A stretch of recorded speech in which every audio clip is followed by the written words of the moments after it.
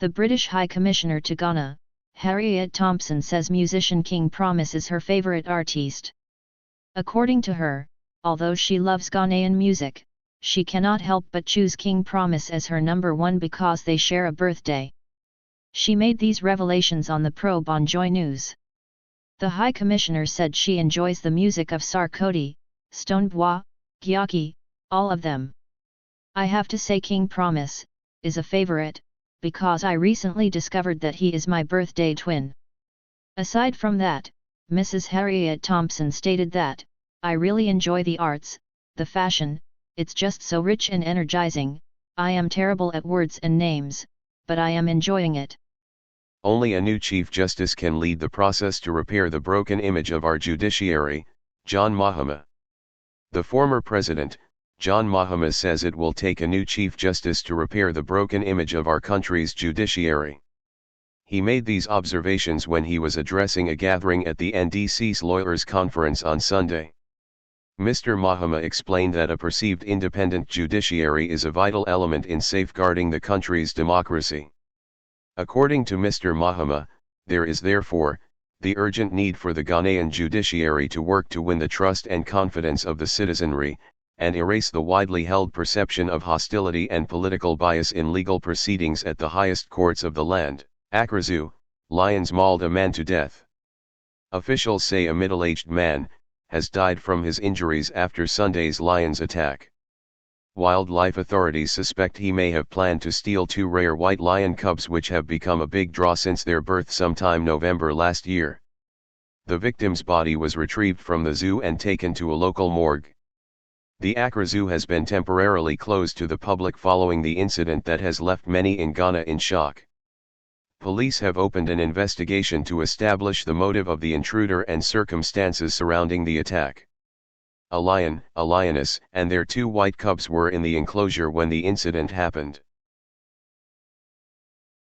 The fourth story was, "We are ready to stabilize Ghana's economy, IMF boss."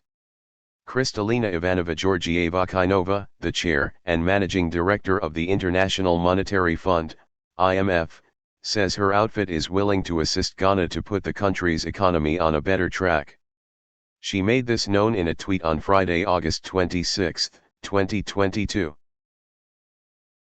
Oyurapa FM granted pardon by the Kumasi Traditional Council.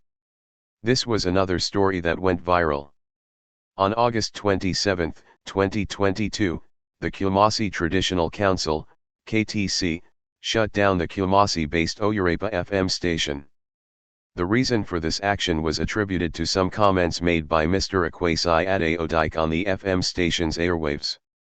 Mr. Akwasi Adeodike, the presidential candidate of the United Front Party, UFP, in Ghana, made comments on the Galamsey menace in the country and especially, in the Ashanti region. He accused the Ashanti regional traditional rulers of sitting down unconcerned as this Galamsey canker continues.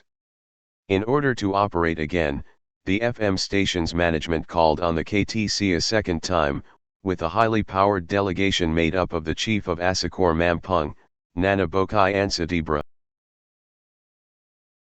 Another story that got many people talking was what President Akufo-Addo said about free SHS. He said, "One of the things people are calling for is, and some say the government has to organize itself to respond to it, they talk about reviewing SHS, I think we should have a broader conversation about the incidence of education on our national development and therefore, on our budgetary and public sector contributions to national education." President Akufo-Addo said this when addressing the leadership of the National Union of Ghana Students, NUGS. The president said the Ministry of Education is seriously looking at the issues to inform a policy direction going forward. There have been several calls that suggest that government should review the policy in recent times due to funding, especially accommodation and feeding. Some of the advocates say the policy is producing quantity and not quality graduates. How much money is the society prepared to devote to education and all its various ramifications, the feeding of children?